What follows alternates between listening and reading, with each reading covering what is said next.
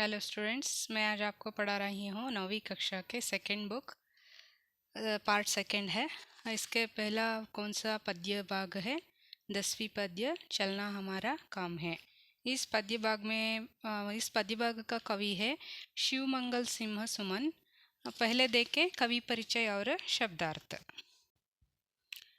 शिवमंगल सिंह सुमन जी का जन्म 5 अगस्त सन 1915 को उत्तर प्रदेश राज्य के उन्नाव जिले के जगरपुर गांव में हुआ। बनारस हिंदू विश्वविद्यालय से इन्होंने स्नातकोत्तर एवं पीएचडी की उपाधि प्राप्त की। भागलपुर विश्वविद्यालय से इन्होंने डीलिट की उपाधि भी प्राप्त की। इसी वर्ष उनको पद्मश्री पुरस्कार भी प्राप्त हुआ। सुमन जी पद्मभूषण देव पुरस्कार, सोवियत लैंड नेहरू पुरस्कार, शिखर सम्मान, भारत भारती आदि पुरस्कारों से सुशोभित है। ऐसी श्रेष्ठ साहित्यकार का निधन 27 नवंबर 2002 में हृदय गति रुक जाने के कारण हुआ। प्रमुख रचनाएं शिवमंगल सिंह सुमन जी का प्रमुख रचनाएं कौन सा है देखें। युग का मोल, प्रलय सृजन, विंध्या हिमालय, वाणी की व्यथा, उद्यम और विकास। यह है गीति काव्य। प्रकृति पुरुष, कालिदास ये नाटक है। आदि सभी कृत्य रचनाओं शिवमंगल सिंह सुमन जी ने रचा गया है। 1974 में 1974 में इनकी कृति मिट्टी की बारात पर साहित्य अकादमी का पुरस्कार मिला। अभी देखें शब्दार्थ। गति, चाल, गमन, सामर्थ्य। पैर, पांव, दर, द्वारा, रास्ता, मार्ग, मंजिल, लक्ष्य, विराम, विश्रांति, आराम, खोज, शोध, ढूंढ, पग, कदम, रोड़ा, ईंटा या पत्थर का बड़ा डेला। बाधाएं, अटकता रहना, रोकना, उलझाना, अभिराम, सुंदर या मनोहर। अभी देखें इस पद्य का आशय और बाद में सारांश। पद्य का आशय। बच्चे इस कविता के द्वारा यह सीखते हैं कि जीवन के सफ़र में अनेक रुकावटें आती है और उनका सामना करते हुए लक्ष्य प्राप्ति तक कदम बढ़ाने वाला ವ್ಯಕ್ತಿ ಆದರಣೀಯ ಹೋತಾ ಹೇ.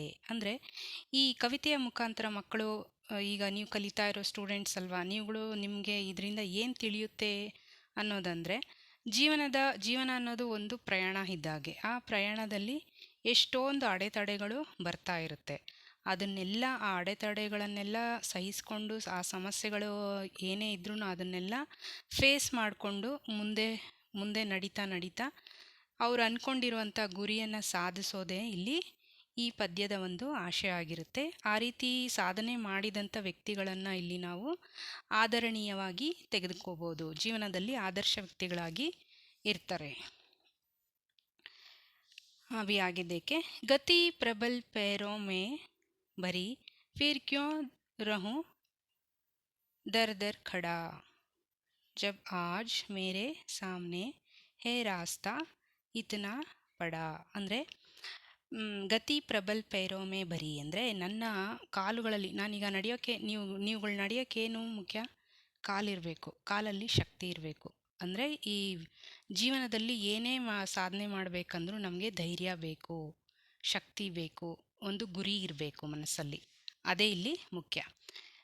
ಈ ಪದ್ಯದ ಮುಖಾಂತರ ನಾವು ಏನು ತಿಳ್ಕೊಬೇಕು ಅನ್ನೋದಂದರೆ, ಗತಿ ಪ್ರಬಲ್ ಪೈರೋಮೆ ಬರೀ ಫಿರ್ ಕ್ಯೋ ರಹೂಂ ದರ್ ದರ್ ಖಡ. ಅಂದರೆ ನನ್ನ ಕಾಲುಗಳಲ್ಲಿ ಶಕ್ತಿ ಇರೋವರೆಗೂ ನಾನು ಯಾಕೆ ಸುಮ್ಮನೆ ನಿಂತ್ಕೊಬೇಕು?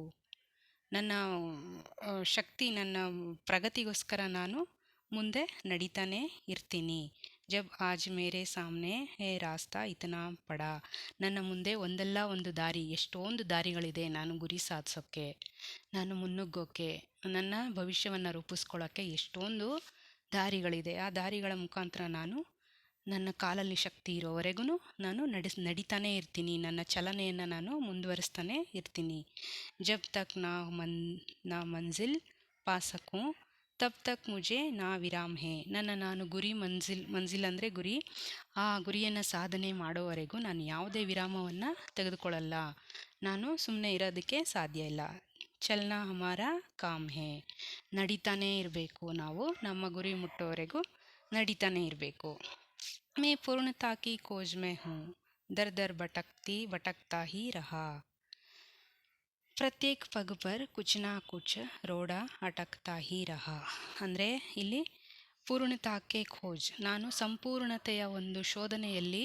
ನಡೀತಾ ಇದ್ದೀನಿ ನನ್ನ ಜೀವನದ ಒಂದು ಪೂರ್ಣತೆಗೋಸ್ಕರ ನಾನು ಇಲ್ಲಿ ಸದಾ ಹೋರಾಟವನ್ನು ನಡೆಸ್ತಾ ಇದ್ದೀನಿ ನಾನು ಎಲ್ಲೂ ನಿಲ್ಲಲ್ಲ ಇಲ್ಲಿ ಪ್ರತಿಯೊಂದು ಹೆಜ್ಜೆನಲ್ಲೂ ಒಂದಲ್ಲ ಒಂದು ರೋಕಾವಟ್ ಅಂದರೆ ಅಡೆತಡೆ ಸಮಸ್ಯೆ ರೋಕಾವಟ್ ಅಂದರೆ ಏನಾದ್ರು ಒಂದು ಅಡ್ಡಿ ಆತಂಕಗಳು ಬರ್ತಾನೇ ಇರುತ್ತೆ ಆದರೂ ಅದನ್ನೆಲ್ಲ ನಾನು ಸರಿಪಡಿಸ್ಕೊಂಡು ನಡಿತಾನೇ ಇರ್ತೀನಿ ಪರ್ ಹೋ ನಿರಾಶಾ ಕ್ಯೋ ಮುಜೆ ಆಗಿರುವಾಗ ನನ್ನ ಗುರಿಯನ್ನು ಸಾಧನೆ ಮಾಡ್ತೀನಿ ಅನ್ನೋ ಅಂತ ನನ್ನ ಮನಸ್ಸಲ್ಲಿ ಪ್ರತಿಜ್ಞೆ ಮಾಡಿಕೊಂಡು ಇರಬೇಕಾದ್ರೆ ನಾನು ಯಾಕೆ ನಿರಾಶೆ ಆಗಬೇಕು जीवन इसी का नाम है चलना हमारा काम है ಜೀವನ ಅನ್ನೋದೇನು ಪ್ರತಿ ದಿನಾನೂ ಪ್ರತಿ ಕ್ಷಣನೂ ಚಲನೆ ಆಗಿರುತ್ತೆ ಅದಕ್ಕೆ ಅದನ್ನು ಚಲನಾತ್ಮಕ ಅಂತಲೇ ಕರಿಬೇಕು ಈ ಜೀವನವನ್ನು ಇಲ್ಲಿ ನಡೀತಾನೆ ಇರೋದೇ ನಮ್ಮ ಕೆಲಸ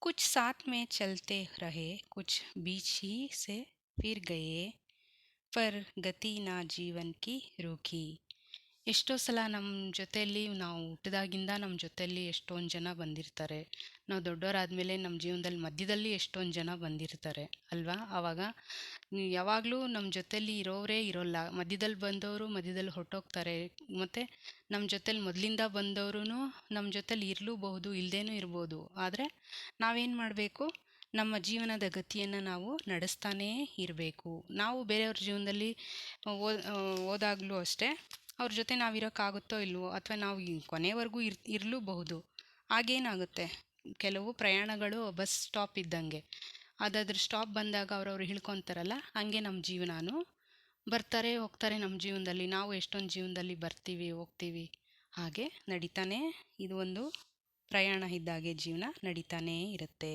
ನಿಲ್ಲೋದಿಲ್ಲ ಎಲ್ಲೂ ಜೋ ಗಿರ್ ಗಯೆ ಸೋ ಗಿರ್ ಗಯೆ ಜೋ ರಹೆ ಹರ್ದಮ್ ಉಸಿ ಕಿ ಸಫಲತಾ ಅವಿರಾಮ್ ಹೇ ಅಂದರೆ ಈ ಸುಂದರವಾದ ಈ ನಾಜೂಕಾದ ಜೀವನದಲ್ಲಿ ಕೆಲವು ಏಳು ಬೀಳುಗಳು ಇದ್ದೇ ಇರುತ್ತೆ ಅದಕ್ಕೆ ನಾವು ಎದೆಗುಂದದೆ ಆತ್ಮಸ್ಥೈರ್ಯವನ್ನು ಕಳ್ಕೊಳ್ಳದೆ ಮುಂದೆ ನಡೀತಾನೇ ಇರಬೇಕು ಎಲ್ಲಿವರೆಗೂ ನಮ್ಮ ಜೀವನದ ಗುರಿ ಸಾಧನೆ ಆಗೋವರೆಗೂ ಸಫಲತೆಯೆಡೆಗೆ ನಾವು ನಡೀತಾನೇ ಇರಬೇಕು ಚಲನ ಹಮಾರ ಕಾಮ್ ಹೇ ನಡೆಯೋದೇ ನಮ್ಮ ಜೀವನದ ಗುರಿ ಅಥವಾ ಕೆಲಸ ಆಗಿರುತ್ತೆ